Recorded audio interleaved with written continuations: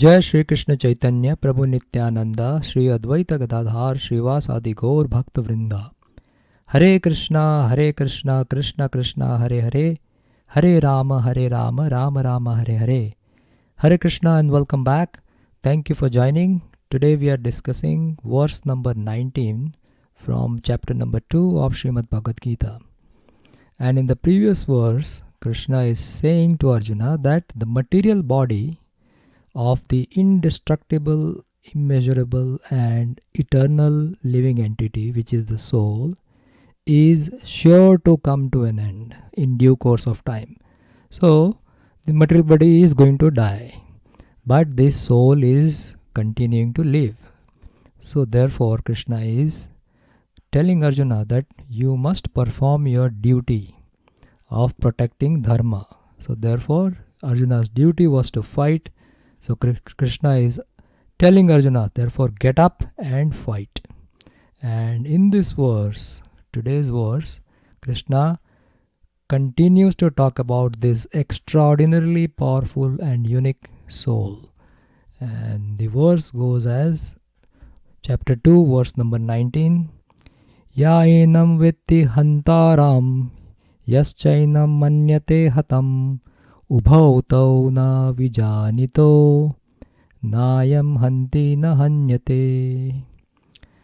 So this translation is a little bit tricky.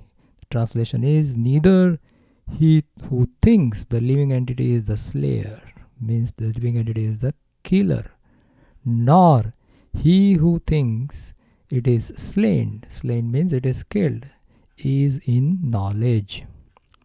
For the self slays or self kills not, nor is slain, or nor it is killed. So the meaning is, Krishna is saying to Arjuna that the person who thinks or understands that the spirit soul can be killed and it can kill others is not in knowledge. So let's read the two lines. The first two lines is, Ya enam vetti hantaram. So hantaram means the killer. So if somebody is thinking that the soul is a killer, yaschainam manyate hatam, or somebody is thinking the soul is killed. So both these people, ubhav tau. So both of them, what happens? Both of them, ubhav tau na vijanito. Vijanito means they are not in knowledge. Na vijanito means they are, vijanita is somebody in knowledge, but he is na vijanito means he is not in knowledge. Why he is not in knowledge? Because the last line says, Nayam hanti na hanyate. So neither the soul kills nor the soul can be killed.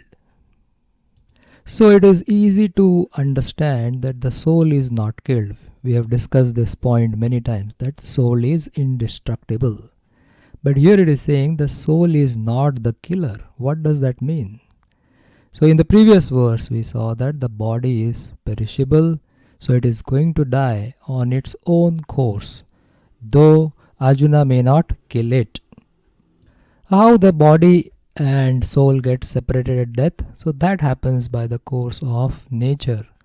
So in that sense we can say that Arjuna cannot kill, or he is not the killer. So this word again, this na hantaram, means he is the Arjuna and will not be able to shoot his arrows. And when Arjuna shoots his arrow, something is going to be killed. So what is he killing? He is killing the body. But based on the previous verse, what happens is that by the natural course, the body and soul are separated. So in that sense, Arjuna, though he is killing the body, the soul gets separated from the body on its own course. This is also explained in more details in the later chapter of Bhagavad Gita, that is Bhagavad Gita chapter 3 verse number 27, where more detail is given. So here it says, Prakrite kriyamanani gune karmani sarvasaha ahankara vimudatma karta ahamiti manyate. The meaning is that the spirit soul, bewildered by the influence of false ego, thinks himself the doer of activities that are in actuality carried out by the three modes of material nature. So since we have not covered in details about the three modes of material nature, we are going to talk about that later. But what happens is the soul gets separated from the body by its own natural course. So therefore, in that sense, we find that the soul is not the killer of another person or another soul. So we'll continue with the understanding what is given by Srila Prabhupada in the purport. Let's read it. So Prabhupada in the beginning says, the soul is never killed. So this part we have explained in the previous sessions, and Krishna is explaining that soul is eternal. So when an embodied living entity is hurt by fatal weapons, it is to be known that the living entity within the body is not killed. So the soul is not killed, the body gets killed. Now why soul cannot be killed? The spirit soul is so small that it is impossible to kill him by any material weapon. So soul itself is spiritual and it cannot be killed by any material weapon, as will be evident from the subsequent verses. Nor the living entity is killable because of its spiritual constitution. So that's what, the material objects cannot kill the soul because soul is spiritual in nature. Then what gets killed? So what is killed or is supposed to be killed is the body only. The body only die. And the soul gets separated from the body in its natural course. Right? It's separated by the natural course, or it is things are happening or carried out in this material world by the modes of material nature. So that's how it is happening by its natural course. Next point Srila Prabhupada is talking about is the caution. So killing or violence is not allowed. So this verse says that a person in true knowledge clearly understands and realizes that the soul neither kills nor the soul can be killed. So if someone uses this verse to justify that I am not the killer nor I killed you and starts randomly killing people, is that allowed? So let's discuss this point. It's very, very important for us to understand this concept. So we must understand that the soul is neither a killer nor the soul is killed. The soul right now, by the arrangements of the law of nature, under the supervision of the Supreme Lord, which is in Bhagavatam it is explained that Karmana Deva Netrena. So everything is happening under the supervision of the Supreme Lord. So what happens? Every soul is having a particular body. So someone may be in a human body, a man's body or a woman's body, or some soul can be in the cat body or a dog body or a lion body or a tiger body, or it could be in a tree body or even insect body, etc., etc. So there are so many bodies the soul can actually take. So how many different kinds of species are given in the scriptures? So scripture says that there are 84 lakh different types of bodies. Means 8,400,000 different types of bodies. And if someone is living in an apartment and legally authorized to stay in that apartment for about 10 years, but what I do is I forcibly throw out that person from the apartment after a few years of his stay. Is this a right thing to do? So that is an important question that can be asked. And the answer is no. I cannot throw out anybody from the place they are staying in. So although I did not hurt you personally, I have caused inconvenience by throwing you out of the apartment while you were legally allowed to stay there for 10 years. So in the same way, Srila Prabhupada mentions that every jiva or every soul gets a certain kind of body, a certain kind of apartment to live for certain number of years. So So this is based on our previous karma. That is the lifespan of a jiva. And during the lifespan of the jiva, based on the previous karma of that particular jiva, the jiva is supposed to experience some kind of happiness or pleasure or some kind of pains in that body. But when we kill that body, we cause inconvenience for that soul and disrupt that experience that the soul is supposed to go through. So the result of the disruptions of soul's journey is very, very sinful act. And we accumulate lot of papa or sin, and we have to suffer for that papa, and that is for sure. The soul will now have to take another body to experience those pains and pleasure it was supposed to experience in that previous body, which we have already destroyed.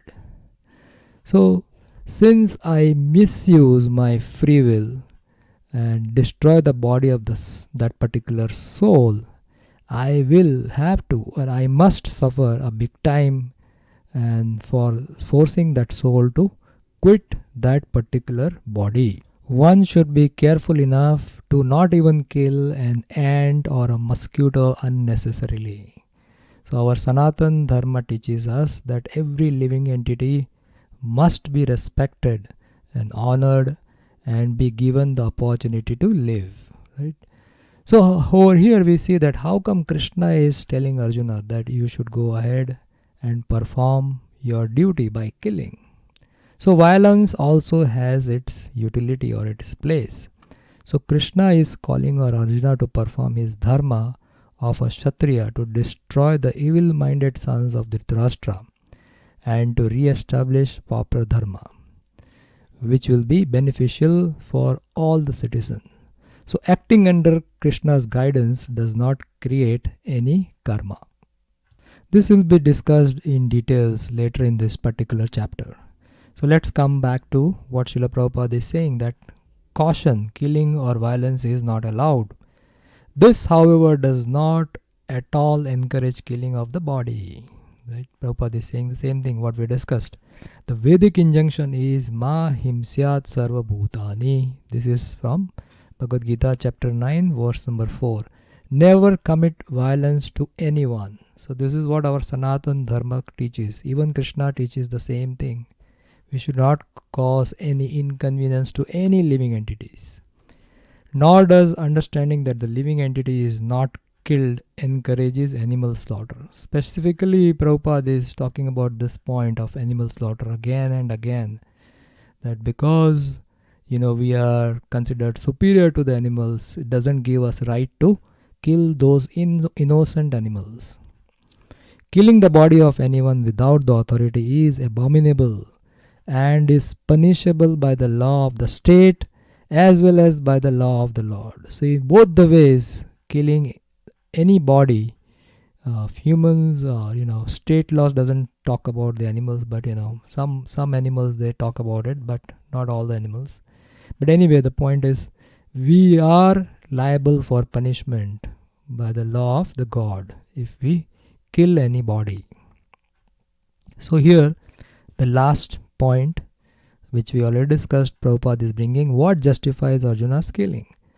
Arjuna, however, is being engaged in killing for the principles of religion. To protect dharma, Arjuna is engaged. Krishna is asking him to engage in this warfare and not whimsically. So not on his own he can just go and start killing anybody. He has to act under the will of Krishna. So here this dharma yuddha is actually will of Krishna.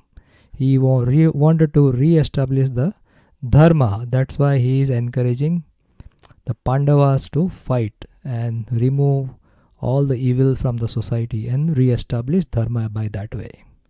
So with this, all the points which are discussed in the purport is there in this slide. You can study it later, and then we will continue discussing the science of soul in future verses. Thank you so much. Srila Prabhupada ki jai. Srimad Bhagavad Gita ki jai. Gaur Premanande Hari Bol.